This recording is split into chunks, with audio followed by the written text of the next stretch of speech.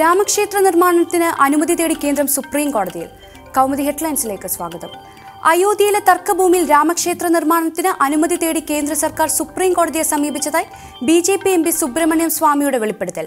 തർക്കത്തിൽപ്പെടാത്ത 67 acre ഭൂമി എത്രയും വേഗം വിട്ടുകിട്ടണമെന്ന് ആവശ്യപ്പെട്ടാണ് കേന്ദ്രം സുപ്രീം കോടതിയിലെത്തിയത്. കേന്ദ്രമന്ത്രി രാജ്നാഥ് സിംഗുമായി കഴിഞ്ഞ ദിവസം താൻ കൂടിക്കാഴ്ച നടത്തിയിരുന്നുവെന്നും സുബ്രഹ്മണ്യം സ്വാമി. രാമക്ഷേത്ര നിർമ്മാണത്തിന് അനുമതി തേടി പ്രതിരോധ സെക്രട്ടറിയാണ് സുപ്രീം കോടതിയിൽ റിട്ട് ഹർജി നൽകിയത്. രാമക്ഷേത്ര നിർമ്മാണം മോദി സർക്കാരിന്റെ കാലത്ത് തന്നെ തുടങ്ങണമെന്ന് RSS ഉൾപ്പെടെയുള്ളവർ ആവശ്യപ്പെടുന്നതിനിടയിലാണ് ക്ഷേത്ര നിർമ്മാണത്തിന് അനുമതി തേടി കേന്ദ്രം പരമോന്നത കോടതിയിൽ എത്തിയത്. പിറവം കേൾക്കാൻ ജഡ്ജിമാരില്ല. പിറവം പള്ളിത്തർക്ക കേസ് കേൾക്കുന്നതിൽ നിന്ന് 4ാമത്തെ ബെഞ്ചും പിന്മാറി. Justice Harilal, justice Annie John എന്നിവർ അടങ്ങിയ ബെഞ്ചാണ് പിന്മാറിയത്. പിറവം സെന്റ് മേരീസ് പള്ളിയിൽ ഉൾപ്പെടെ സുപ്രീം കോടതി വിധി നടപ്പാക്കാൻ പോലീസ് സംരക്ഷണം ആവശ്യപ്പെട്ടുള്ള ഹർജികളാണ് കോടതിയുടെ പരിഗണനയിൽ ഉള്ളത്. സ്വാഗതം ചെയ്ത് മാണി. ലോക്സഭാ തിരഞ്ഞെടുപ്പിൽ കേരള കോൺഗ്രസ് എമ്മിന് 2 സീറ്റ് വേണമെന്ന ജോസഫ് വിഭാഗത്തിന്റെ നിലപാടിനെ സ്വാഗതം ചെയ്ത് party chairman KM Mani. Party മത്സരിക്കുന്ന നിലവിലെ സീറ്റിനെ കൂടാതെ 1 സീറ്റ് കൂടി വേണമെന്ന ആവശ്യം. ഏത് സീറ്റ് നൽകിയാലും സ്വീകരിക്കുമെന്നും മാധ്യമങ്ങളോട് KM മാണി. അതിനിടെ പാർട്ടി 2 സീറ്റ് ചോദിക്കുമെന്ന് vice chairman Jose K Mani. കോട്ടയത്തിന് പുറമെ ഇടുക്കിയോ ചാലക്കുടിയോ വേണം. ഇക്കാര്യം രാഹുൽ ഗാന്ധിയെ അറിയിക്കുമെന്നും ജോസ് കെ മാണി. പാർട്ടിയിൽ ഒരു തരത്തിലുള്ള പടലപ്പിടക്കങ്ങളും ഇല്ല. ജോസഫ് വിഭാഗത്തിന് പരാതിയില്ല എന്നും കൂട്ടിച്ചേർക്കൽ. മനം കവർന്ന് മഹാഗുരു.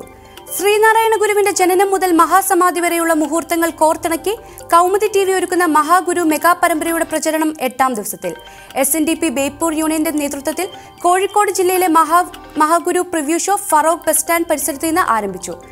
Union president Shaju Chammini, secretary Gangadharan Pokkadath എന്നിവർ സന്നിഹിതരായിരുന്നു.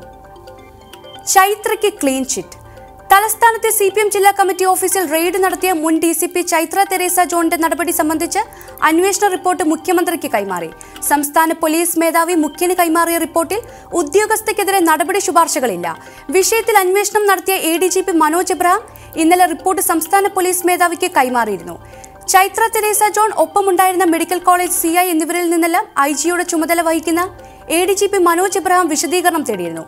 മെഡിക്കൽ കോളേജ് പോലീസ് സ്റ്റേഷൻ ആക്രമണ കേസിൽ പ്രതികൾ പാർട്ടി ഓഫീസിലുണ്ടെന്ന വിവരത്തിന്റെ അടിസ്ഥാനത്തിലായിരുന്നു പരിശോധന എന്നാണ് ചൈത്ര നൽകിയ വിശദീകരണം.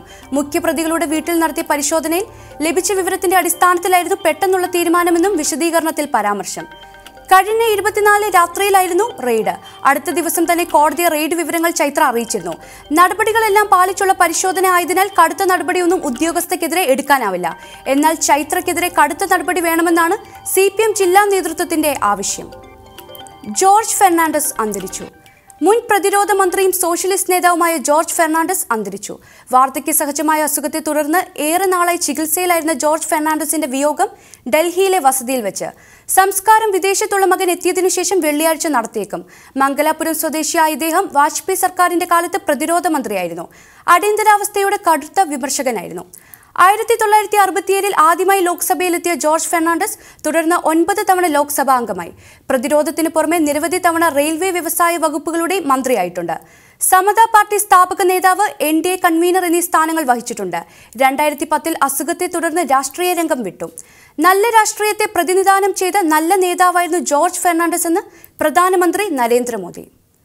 കൗമുദി ഹെഡ്ലൈൻസ് സമാപിക്കുന്നു. അടുത്ത വാർത്തകളുമായി 1 മണിക്കൂറിന് ശേഷം സേതുലക്ഷ്മി ചേരും. നമസ്കാരം.